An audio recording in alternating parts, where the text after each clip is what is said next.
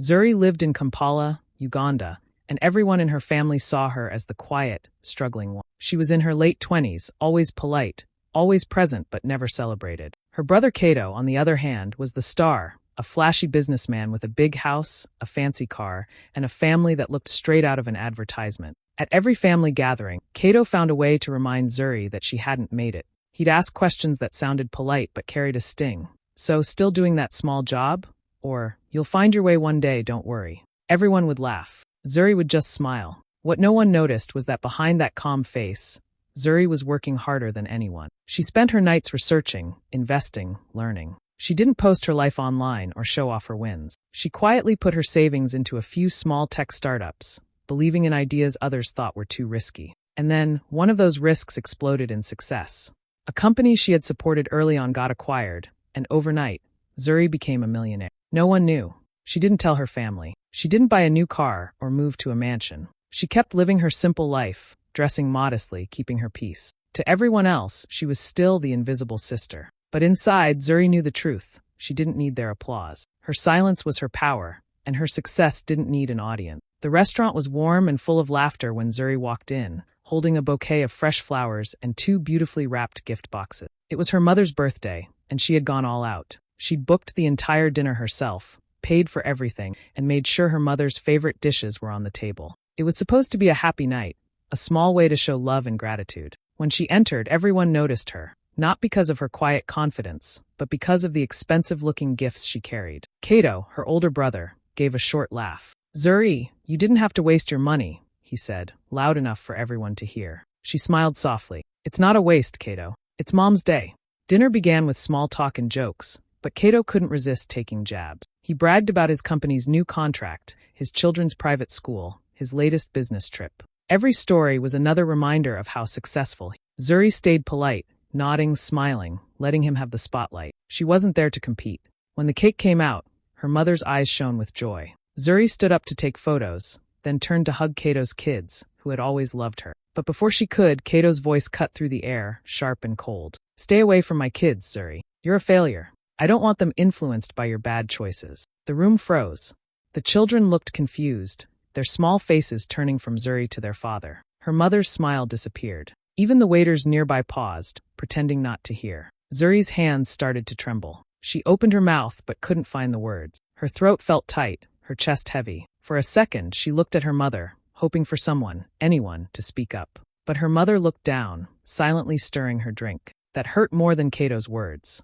The silence in the room was deafening. Zuri took a deep breath, forcing a small, shaky smile. "It's okay," she whispered, her voice barely audible. She set the gifts on the table, turned around, and walked out of the restaurant. She didn't look back, didn't wait for anyone to stop her. The night air outside was cool against her tears. As she got into her car, she realized this was the last time she'd let anyone treat her like she was less. The birthday dinner she had planned to celebrate love and family had become the moment she decided to walk away. Not just from the table, but from their judgment, their noise, and their small view of her. That night, Zuri drove home in silence, her heart breaking but her spirit quietly awakening. She didn't know it yet, but this was the night everything would change. Days after the birthday dinner, Zuri sat alone in her apartment, lights dim, a cup of untouched tea beside her. The city outside buzzed with life, cars honking, people laughing, but inside, everything was quiet. Too quiet.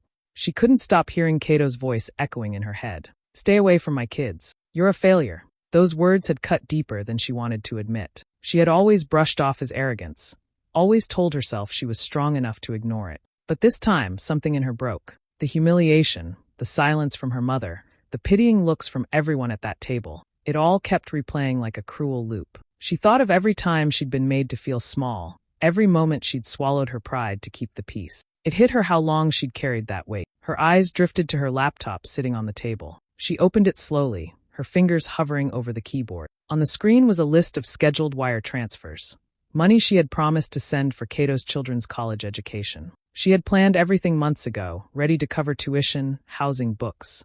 Over $400,000 in total. It wasn't just money, it was love. It was her way of being part of their future, of helping the next generation, even if Kato never appreciated her. But now, as she stared at the numbers, she felt something shift inside her. The same brother who had mocked her, who had humiliated her in front of their mother, was about to benefit from the success he never believed she could achieve. The irony burned. She had been financing the very man who called her a failure. Her cursor hovered over the confirm button for a long moment. Then she clicked cancel. The scheduled transfers disappeared. Zuri leaned back in her chair, her heart steady but cold. For the first time, she didn't feel guilty. She didn't feel the need to explain herself or prove anything. Out loud, in a calm voice that carried a quiet finality, she said, "If I'm a failure, then my money shouldn't matter." The words hung in the air like a release. She closed the laptop, pushed it aside, and let out a long breath. There were no tears this time, just peace, the kind that comes when you finally stop trying to earn respect from people who refuse to give it. Zuri walked to her balcony and looked out at the city lights. Kampala stretched out before her, alive, bright, and full of possibility. Somewhere out there, new ideas were waiting to be built, new dreams waiting to be funded. She decided, right then, that her money, her time, and her heart would go only where they were valued. That night wasn't about revenge. It was about reclaiming her power, quietly, completely, and without apology. After the dinner incident, Zuri made a quiet but firm decision. No more contact, no more trying. She stopped answering family group messages, ignored calls, and didn't show up at gathering. It wasn't out of anger anymore. She was simply done explaining herself to people who never tried to understand her. For the first time in her life, she felt free. She poured that energy into something new, a women-led renewable energy startup she had been planning for months. The idea was simple but powerful, to bring affordable solar energy to rural communities in Uganda. Zuri wanted women to lead, to build, to innovate. She hired a small team of young female engineers and trained them, guiding them with patience and purpose. Every day she woke up with focus and peace, her mind sharp and her heart light. The company started small, but word spread fast. Investors noticed. Within months, the startup, now called Azuri Tech, landed its first major contract. Zuri's office buzzed with life. Photos of smiling women installing solar panels in villages began circulating online, and soon, media outlets were calling her a rising star in clean energy. While Zuri's world grew brighter, Kato's started to crumble. His business, the one he bragged about constantly, began facing serious problems. Deals fell through, clients pulled out, and bills piled up. He tried to keep it quiet, still posting photos that made everything look perfect. But behind the scenes, he was barely keeping things together. His biggest concern, though, was his children's college fund. He had always relied on Zuri's promise to pay for their education. He'd never saved enough himself because, in his mind, Zuri would handle it. Now, with the payments due and no money in place, panic began to set in. His wife, Nia, saw it coming. She watched Kato pace around the house late at night, pretending to be busy on his phone. One evening, she finally said, "You need to talk to your sister. Apologize. You went too far." Kato scoffed. "Apologize? For what? She'll come crawling back like she always does. She can't stay mad at me forever." But Nia didn't respond. She just looked at him, really looked, and saw a man too proud to admit his mistake, even when it was destroying him. Weeks passed. The bills grew. The silence from Zuri continued. No calls, no messages, nothing. It was like she had vanished from his world completely. And she had.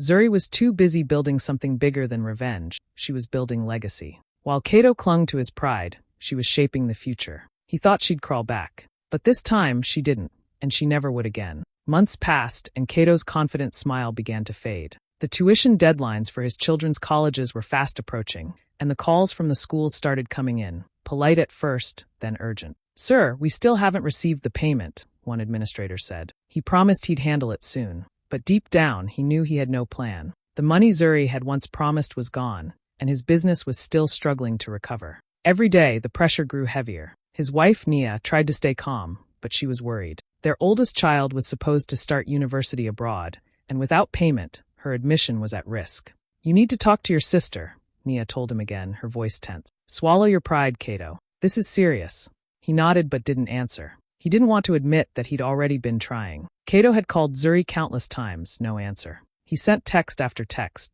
each one more desperate than the "Zuri, please, we need to talk. It's about the kids. I'm sorry about the dinner, let's move past it." But every message went unread. He tried emailing her, even reaching out to one of her old friends for help. Still nothing. Finally, one morning, he decided to go to her office.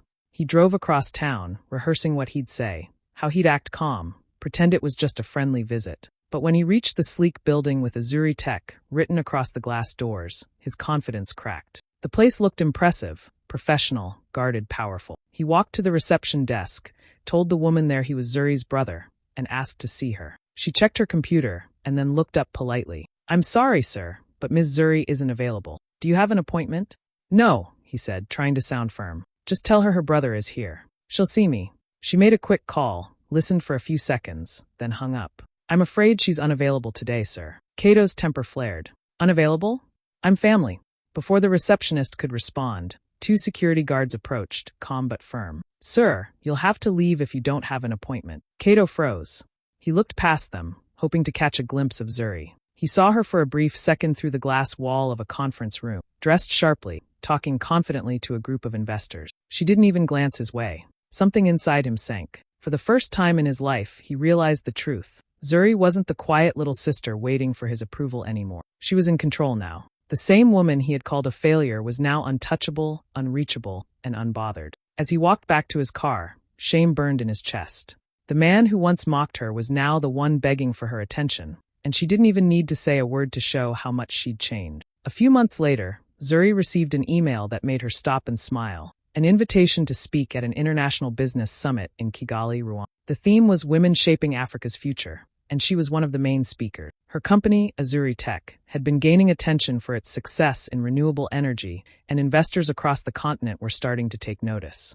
It was the kind of moment she had quietly worked toward for years. The day of the event came, and Kigali's convention center was packed with entrepreneurs, reporters, and cameras. Zuri arrived early, calm but confident. She wore a tailored navy suit, her hair neatly tied back, her face composed. As she stood backstage waiting for her turn, she thought briefly about how far she'd come, from being mocked at her mother's birthday dinner to being recognized as one of the most promising business leaders in Africa. Back in Kampala, Cato sat in his living room scrolling through TV channels when the summit caught his attention. He wasn't expecting to see anyone he knew. Then he heard the announcer say her name. Up next, the host said with a bright smile, we have Zuri Nansabuga, founder and CEO of Azuri Tech, one of Africa's top renewable energy startups, recently valued at $12 million. Cato froze. The cup of coffee in his hand slipped and spilled across the table. His wife, Nia, looked up from her phone, eyes wide. On the screen, Zuri walked across the stage, poised and confident, the crowd applauding. The lights reflected off her suit as she smiled and shook hands with the host. Nia whispered quietly, almost in disbelief, "That's your sister." Cato didn't answer. He just stared at the TV, watching as Zuri spoke about empowering women in business, sustainable energy, and the importance of believing in yourself even when no one else does. Her voice was calm but strong, every word measured. The audience hung on to her every sentence. As the cameras zoomed in, Cato saw something in her expression he'd never seen before. Power without arrogance, success without show-off. She wasn't the quiet little sister he used to belittle. She was a leader now, respected, admired, and completely out of his reach. The longer he watched, the heavier his chest felt. Every memory of how he'd spoken to her came rushing back. Every insult, every time he'd called her a failure. He realized now that while he'd been busy trying to prove he was the successful one, she had quietly built something real, something lasting. When the segment ended, Nia turned off the TV and looked at him. "You should call her," she said softly. But Cato just sat there in silence, staring at the blank screen, realizing that the tables had completely turned. And this time, there was no way to go back. A few days after watching Zuri on TV, Cato couldn't shake the feeling in his chest. Guilt, pride, and panic all mixed together until he couldn't sleep. Every time he closed his eyes, he saw her standing on that stage, confident, respected, untouchable. Meanwhile, his own life was falling apart. The tuition deadlines were now only days away, and the colleges had stopped being patient. His business accounts were almost empty. He had no one left to turn to but her. So one morning, he got in his car and drove straight to Zuri's office again. This time, he didn't demand to be seen. He just sat quietly in the lobby, hoping patience would do what pride couldn't. Hours passed. He watched people in suits walk in and out, greeting each other respectfully. Everyone seemed busy, focused, part of her world. Cato felt smaller by the minute. Finally, near the end of the day, the receptionist walked up to him and said softly, "Ms. Zuri will see you now." He stood up quickly, straightening his shirt, forcing a smile. When he entered her office, the air felt different. Zuri sat behind her desk, calm and composed, papers neatly arranged beside her laptop. The city skyline glowed through the glass wall behind. She didn't rush to greet him. She just looked up and said, "Cato." Her tone wasn't cold, just controlled. That made him even more nervous. He smiled awkwardly and said, "Zuri, we're family. I came to talk." She nodded slowly. "I'm listening." He swallowed hard. "The kids need your help. The tuition deadlines are here, and I don't have the funds right now. I made mistakes, Zuri. I said things I shouldn't have, but you know I didn't mean them. You've always been there for us. Zuri didn't interrupt. She just listened, her face calm and unreadable. When he finished, she leaned back in her chair, folded her hands, and said quietly, "You said I was a failure, Kate. You told me to stay away from your kids because you didn't want me to influence them. I'm only respecting your wishes." Her words landed like stones. Cato opened his mouth to speak, but no words came out. "I'm not angry," she continued. "I just learned to believe what people say. You made it clear who I was to you. So now, I'm letting your version of me stay that way." Her voice never rose. There was no bitterness, no gloating, just calm truth. And somehow, that calmness hurt more than any shouting ever could.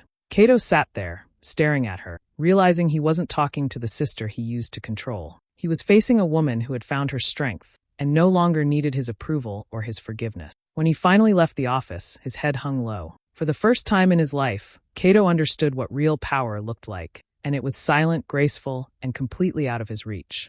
When word got around that Zuri had refused to help Cato, the family group chats lit up like fire. Everyone had something to say. Some defended her, saying she had every right to walk away after the way Cato had treated her. Others called her cold and heartless, whispering that success had made her proud. The gossip spread fast, as it always did.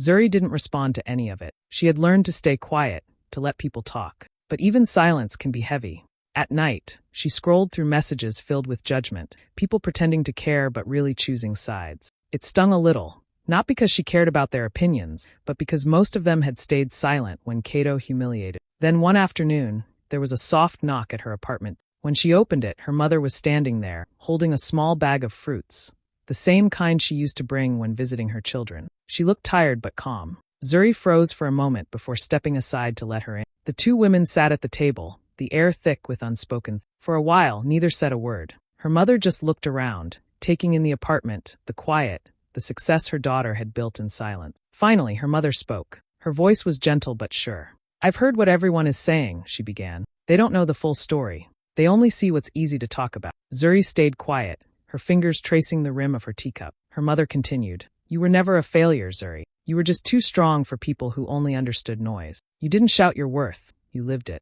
That's what made them uncomfortable." The words hit Zuri like a wave. For years, she had held everything inside. The pain, the humiliation, the need to be seen. Hearing her mother finally say those words felt like a door opening inside her chest. Her eyes filled with tears before she could stop them. She tried to speak but couldn't. Her voice cracked as she whispered, "You didn't say anything that night, Mama." Her mother reached across the table and took her hand. "I know," she said softly, "and I regret it every day. I was afraid of making things worse.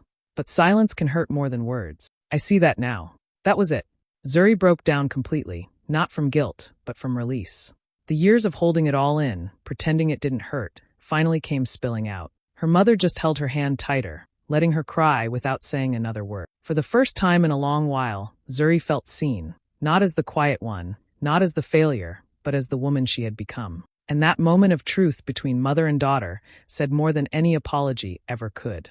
Time moved on, and life slowly rearranged itself. Cato's children, bright and ambitious, refused to let their father's pride ruin their futures. When the tuition deadlines finally hit, they applied for scholarships on their own. It wasn't easy. There were interviews, essays, and endless waiting. But they did it. And when the acceptance emails arrived, the whole house cheered. Still, behind the celebration, there was an unspoken truth. The person who could have made things easier for them was gone from their lives, by their father's own doing. Zuri never reached out, and neither did Cato. He couldn't bring himself to. His pride wouldn't allow it, at least not yet. But sometimes, late at night, he'd find himself scrolling through old photos of them as kids. Zuri laughing in the background, him showing off something new. He used to think he was protecting her when he criticized her. Now he knew he had only been protecting his ego. Years passed. His business never quite recovered, and the world around him changed. Zuri Tech grew into a powerhouse. Every now and then, he'd see Zuri's name in a newspaper or a TV interview. He'd quickly turn the page or switch the channel, pretending not to care, but his silence couldn't hide his regret. His children, though, admired their aunt from afar. They read about her work, her success, and her story of resilience. They pieced together the truth bit by bit, from whispers in the family, from their mother, from what they'd witnessed themselves. One evening, when Cato's eldest daughter came home from university, they sat together on the porch. The air was quiet, filled with the sounds of crickets and distant music from a neighbor's radio. She turned to him and said softly, "Dad, can I tell you something?" He nodded, eyes tired but gentle. She hesitated before saying, "Aunt Zuri didn't fail. You just didn't recognize her success. Cato didn't know what to say. The words hit him like a mirror held up to his past, reflecting every cruel comment, every laugh, every time he had dismissed her. He looked away, blinking hard, feeling something heavy settle in his chest. His daughter didn't say anything more. She didn't need to. That night, long after everyone had gone to bed, Cato sat alone, staring into the dark. He finally understood the truth that had been chasing him for years. Arrogance doesn't just cost relationships, it costs legacy. He had wanted to be the sibling everyone looked up to, the one who made it. But now, when people spoke the family name with pride, it wasn't his story they told. It was Zuri's. And that was the lesson no one in the family ever forgot. That quiet strength lasts longer than loud success, and respect once lost is almost impossible to earn back. The night was calm, the city below alive with glowing lights and distant sounds. Zuri stood on her balcony, a cup of tea in her hand, the cool breeze brushing her face. From up there, Kampala looked peaceful. Busy streets, tall buildings, a city that never truly slept. She took a deep breath, letting the silence wrap around her like a soft blanket. For the first time in years, her heart felt light. No anger, no guilt, just peace. She thought about everything she'd been through, the laughter at her expense, the years of being ignored, the painful dinner, and the quiet rise that no one saw coming. All those moments had shaped her into who she was now. She smiled faintly and whispered to herself, "I used to think I needed their approval to matter. Turns out, I just needed silence to hear my own worth." The words felt honest, like something she'd been waiting to say her whole life. Just then, her phone buzzed on the table beside her. A new email, another investor, this time from Europe, wanting to partner with Azuri Tech. She glanced at the message, her lips curving into a calm, knowing smile. Opportunities kept coming, not because she chased validation, but because she built something real. Zuri set her tea down, looked out at the glowing city, and said quietly, almost playfully, "If failure looks like this, I hope I never succeed their way." The night wind carried her words into the city below, a whisper of victory, peace, and self-worth. Zuri turned and walked back inside, the lights behind her shining like proof that sometimes the best revenge isn't winning louder, it's thriving in silence.